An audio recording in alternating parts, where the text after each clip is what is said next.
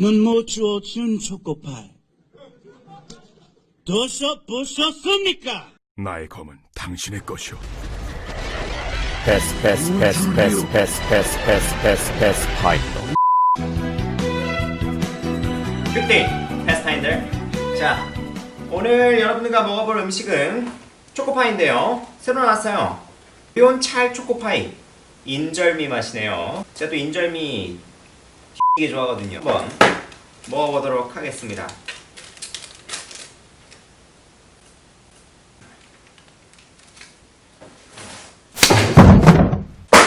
자, 벌써부터 인절미 스멜. 와우, 나이스, 굿. 같아요. 근데 냄새는 굉장히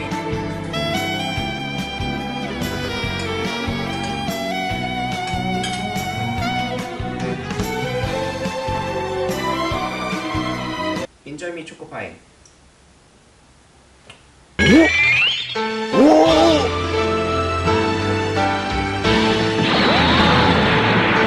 맛있어. 초코파이인데 인절미 맛이에요. 끝. 전사님 친구가 있어요.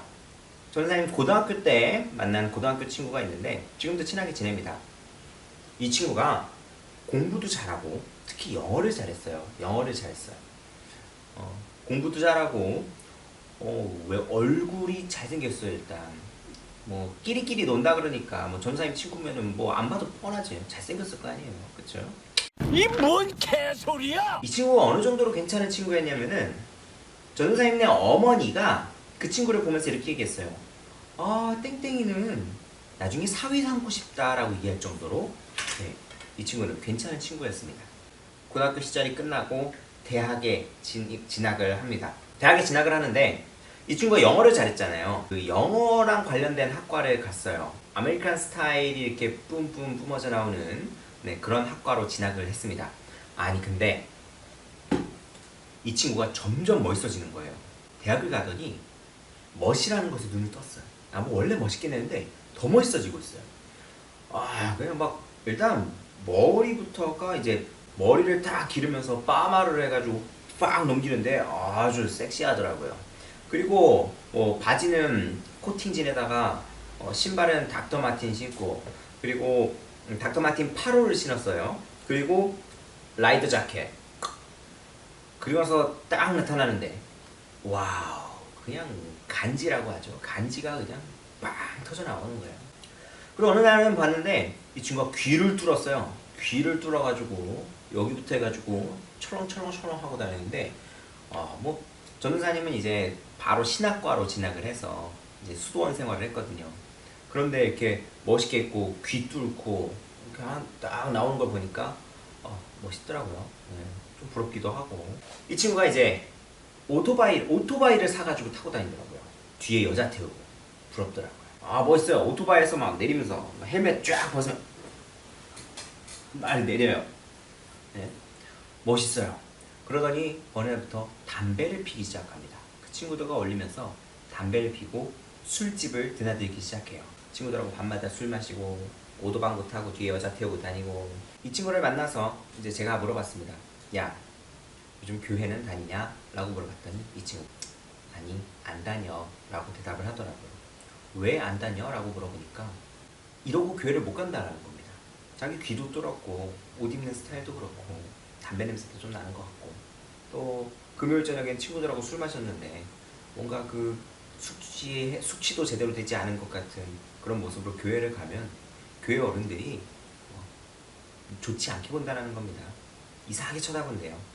그리고 자기를 보면서 더러는 뭐라고 하는 분들도 계셨대요. 그래서 자기는 불편해서 교회 이제 못 가겠다고 하는 겁니다. 자기는 교회는 가고 싶대요. 신앙도 여전히 하고 싶대요. 그런데 자기 이렇게 변해버린 모습 그리고 이런 모습으로 교회를 가는 게 불편한 마음에 교회를 못 가겠다라는 거예요. 제가 이제 우리 친구들이나 우리 청년들하고 대학생 언니 오빠들하고 얘기를 해보면은 교회 못 나오겠어요. 교회 이래서 못 가겠어요. 저는 이래서 교회를 안 나가요. 라고 얘기하는데 그런 이유들을 들어보면은 참 가슴이 아파요. 제가 술을 끊지 못해서 교회를 못 가겠어요. 나는 금요일 저녁에 친구들하고 놀러 다녀요. 그리고 나서 안식일에 교회 가는 게 너무 가식 같아서 못 가겠어요. 교회 가면은 자꾸 귀퉁이에 앉게 되고 오지 말아야 할 사람이 온 것 같고 사람들은 이상하게 쳐다보고 장로님들은 와서 뭐라고 하시기도 하고 그래서 교회를 못 오겠다라고 말하는 학생 청년들이 많이 있었습니다.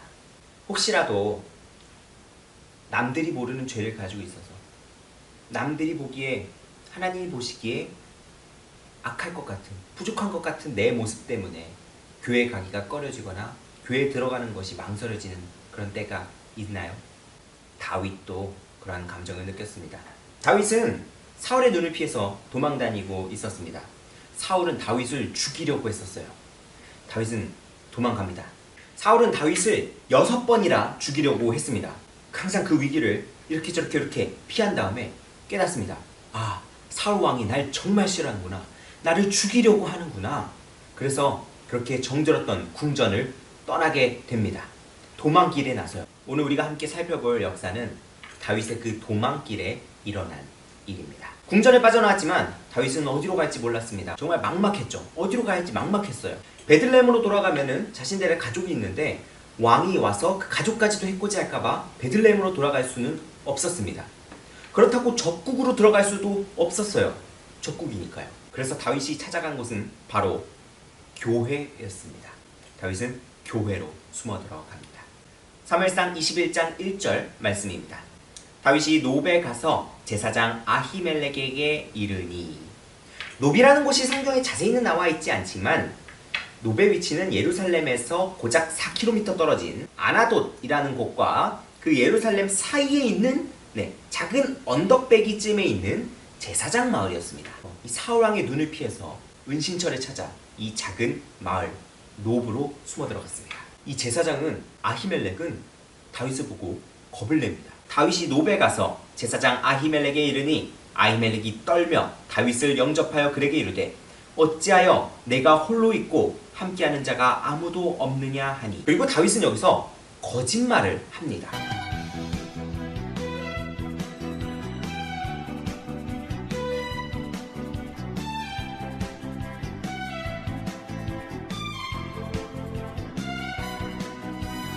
다윗은 지금 아히멜렉이 거짓말을 하고 있습니다.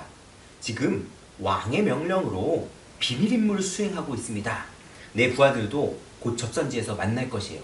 아, 그런데 내가 지금 급하게 오느라고 먹을 걸 안 가져왔네. 배가 너무 고픈데 떡이나 뭐 이런 거 있으면은 좀 주시오 라고 얘기를 합니다. 아히멜렉은 의욕을 품을 이유도 없죠. 왜냐면 다윗은 전 국민의 사랑을 받는 영웅이었거든요. 골리앗을 물리쳤잖아요. 하지만 다윗한테 줄 게 없었습니다. 빵이 있긴 했어요. 그런데 이 빵이 어떤 빵이었냐면은 일반 음식이 아니라 하나님께 바쳐졌던 빵이었습니다. 이 빵이 어떤 빵인지 한번 살펴보도록 하겠습니다.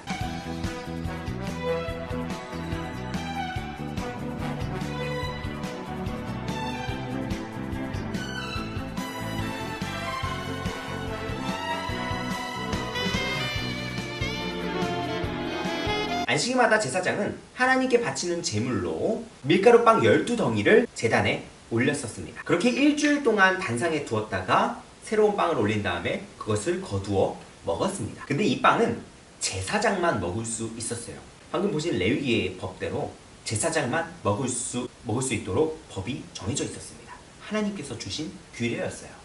아히멜렉에게는 가진 빵이 이거밖에 없었습니다.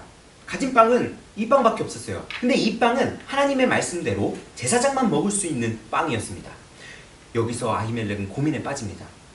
저 다윗에게 내가 가지고 있는 이 빵을 주어야 할지 아니면은 율법대로 이 빵을 내가 먹어야 할지 고민에 빠집니다. 율법을 어기고 배고픈 다윗에게 이 빵을 나눠줘야 할까? 아니면 저 굶주린 다윗을 외면하고 빵을 지켜야 할까? 아히멜렉은 빠져나갈 궁리를 했던 것 같습니다.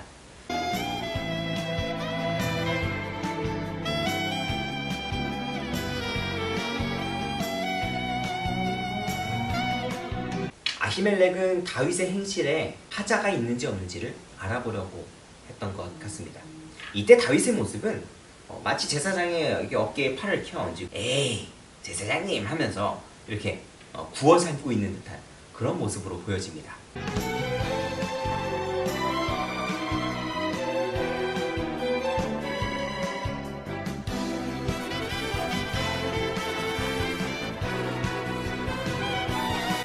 에이 제사장님 여자라고는 본 적도 없는데 어떻게 손을 댈 수가 있겠어요? 보통 여행을 해도 소년들이 여자를 접하기가 쉽지 않은데 지금 나랑 같이 중요한 임무를 하고 있다니까요. 어떻게 여자에게 손을 댔겠어요? 이렇게 얘기를 하는 것입니다. 결국 다윗은 그 빵을 받습니다. 아히멜렉은 빵을 다윗에게 줘요. 아마 다윗은 개걸스럽게 먹었을 거예요. 배가 무척이나 고팠으니까요. 아히멜렉은 하나님의 법을 지키는 것보다 하나님의 종의 필요를 채우는 쪽으로 선택을 했던 것 같습니다. 그렇다면 다윗은 이러한 아히멜렉에게 어떠한 보답을 했을까요? 보답을 하기는 했을까요? 놀라지 마십시오. 다윗은 이에 대한 보답으로 또 다른 거짓말을 합니다. 사무엘상 21장 8절 다윗이 아히멜렉에게 이르되 여기 당신의 수중에 창이나 칼이 없나이까? 왕의 일이 급함으로 내가 내 칼과 무기를 가지지 못하였나이다 하니 다윗의 신앙이 완전히 흔들리고 있습니다. 거짓말로 해서 빵까지 얻어먹었어요. 그런데 지금 또 거짓말을 합니다. 제가 지금 왕이 특별 임무를 하려고 급하게 나오느라고 무기를 하나도 안 가지고 왔습니다. 혹시 무기 있으면 좀 주시겠어요? 라고 얘기를 하는 아히멜렉은 이러한 다윗에게 골리앗의 칼이 있는데 혹시 가져가시겠습니까? 라고 물어봅니다. 다윗은 와 그만한 게 어디 있겠습니까? 하면서 그 칼을 받아서 들고 갑니다. 예전에 칼과 방패, 갑옷을 거부하고 오직 하나님을 믿음으로써 물맷돌 5개를 주어서 골리앗 앞에 나가던 그 다윗의 모습하고는 정말 상반된 모습이죠. 그런데 미국의 한 유명한 목사님이 이러한 말씀을 했습니다. 다윗에게 그랬던 것처럼 내게도 성전은 하루를 살아갈 빵과 힘, 칼과 갖가지 무기를 얻는 자리다. 교회는 영적으로 굶주린 사람들에게 양식을 제공해 줍니다. 그리고 도망쳐온 사람들에게는 진리의 무기를 공급합니다. 교회는 그런 곳이에요. 교회는 마음이 굶주린 사람들에게, 배고픈 사람들에게 영적인 양식을 나눠주는 곳입니다. 막 도망쳐 나온 사람들에게 이 세상을 살아갈 수 있도록 무기를 나눠주는 곳이 바로 교회라는 것입니다. 옳고 그름에 앞서서 먼저 모두를 사랑으로 포용하는 곳이 바로 교회라고 말씀해 주시고 있는 것입니다. 1000년의 세월이 흐른 뒤에 예수님께서는 이 사건을 정확하게 기억하고 계셨습니다. 예수님께서 말씀하셨습니다.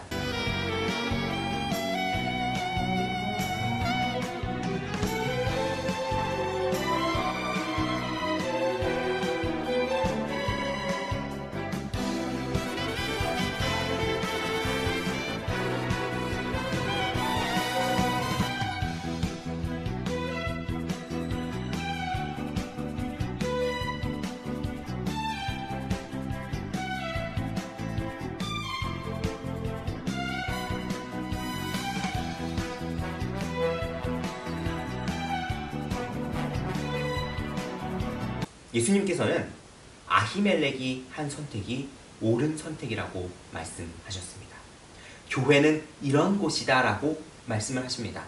너가 지금 찢어진 청바지를 입고 들어오고 술을 마시고 교회로 왔고 너가 지금 죄된 생각을 가지고 교회에 들어오더라도 교회는 그 어떤 것보다 이 교회에 들어오는 사람들에게 사랑을 먼저, 음식을 먼저, 하나님께서 주시는 무기를 먼저 받는 곳이 교회다 라고 말씀해 주시고 계신 것입니다. 교회로 들어오는 발걸음이 혹시나 율법과 전통에 어긋난 모습일 수도 있습니다. 그렇게 들어오는 사람들이 종종 있을 수 있어요. 하지만 그 사람들에 대한 우리 패스파인더 대원들의 자세는 아히멜렉과 같은 자세가 되어야 할 것입니다. 혹 그 바람직하지 않은 모습이 내가 될 수도 있습니다. 우리가 잠시 하나님을 잊어버리고 혹은 죄로 인해서 물들고 넘어지고 타락했을지라도 우리가 그 넘어지는 땅, 우리가 죄로 물든 상태로 기어서 들어오는 곳은 바로 교회가 되어야 한다는 것입니다. 기도하겠습니다.